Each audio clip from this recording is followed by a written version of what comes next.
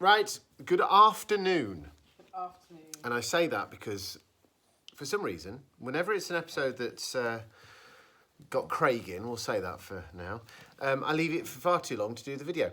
And again, I'm not entirely sure why. There is some... Why? Why do you think why then? Because you don't like him, James Corden. James Corden. But he's good in this, though. He is good in Doctor Who, and he makes for a good double act with Matt Smith. I love Matt Smith. I love Matt Smith, and I think they work really well together. And actually, I think he's a worthy addition to Doctor Who. This is the best thing James Corden's ever done. I've never watched Gavin and Stacey, so there we go. I seem to remember when we talked about T'other One, The Lodger. I seem to remember feeling that it was out of step with the rest of the season, and that was somewhat off-putting and weird and whatever. And I also recall that, Elizabeth, you and I were saying that we were short of a romp or two this season. Yes, we'll be very serious. And I think, weirdly, whilst this is probably not as good a story as The Lodger, this episode works better in the context of the season because there's almost a built-in reason at this point in the season to have a story like this, like a for old time snake type story, and that very naturally is going to lead us on to the next episode, which I hope we're watching tonight. That's the plan, and that's going to lead us into that, and it's going to be marvellous, and I'm very much looking forward to it. The issue that I have is this does feel like something of a retread with added trauma. And again, that's okay. It does tie in nicely to this sort of exploration of family dynamics, family relationships and stuff that's been all over this season. I can't remember if there's a payoff to this or whether it's intentional or whether this is just me overlaying this interpretation. But that all works very, very nicely. Cybermen are naff. And it's nice to see the Cybermats back. But if... I don't like the Cybermats. Don't you? Why? So they're just a bit silly. Well, they are a bit silly. But that's the issue, I think. If Cybermen, and by this point, not it's arguable that this was the case, are the second biggest Doctor Who baddie, I don't think they are anymore, but if they were, then presenting them as a bit silly, as Olivia suggested, is probably not the best thing for them. And they look outdated now in the programme. There is something about the context in this story. There is something about just the fact they've been around now for 10 years.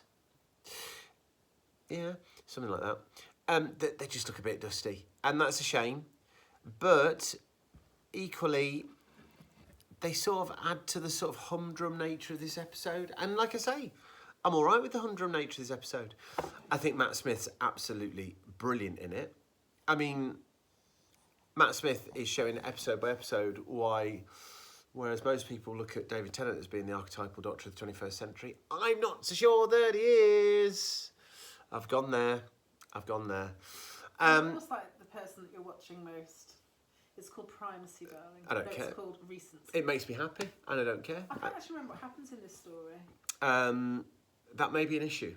We will talk about that this evening, no doubt. But Matt Smith's absolutely brilliant in this story. Like I say, James Corden does his job admirably. It's really nice to see. I think it's Linda Barron. I think that's her name. Oh, yeah, she's really good. Back from Enlightenment, where she was a pirate, and now she works in a department store. And I think she's an absolutely brilliant addition to this story.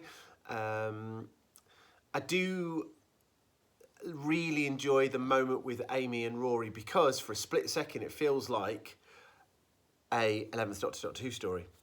Isn't that weird? That it's the companions that take it to that place where it feels like the norm. Maybe that's as it should be, perhaps. I mean, if you think about what's our comparisons before when we've not had companions in a story. I know that we've got Craig in this, so it's a bit blood. But Deadly Assassin? I mean, this is as far from Deadly Assassin as you are ever going to get in a Doctor Who story. And then, of course, you get the ending sequence with River and the payoff that's going to lead us directly into the next story and the revelation of who it was, if you hadn't already guessed, who kills the Doctor. It's fairly obvious, I think, all along.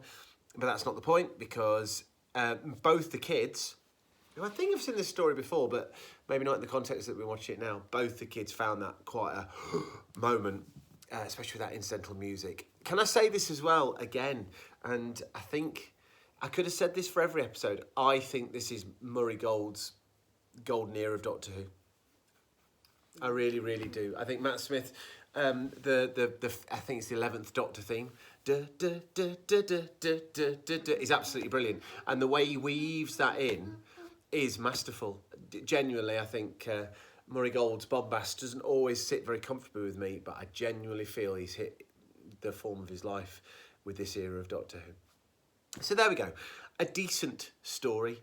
And there's nothing, as I've said a million times before, it sounds like I'm down with faint praise. I'm not down with faint praise. This is the right story at the right time in this season. And it's great to have something, when you're doing these grand overarching stories, it's great to have something that settles it, takes it to the next place it needs to be. It's really nice to see Craig back because, as I say, James Corden, despite myself, I take to him in Doctor Who, so there we go. But it just works. It works. Let's hope we get a good payoff, and I shall be talking more about that later this evening. Farewell, bye-bye.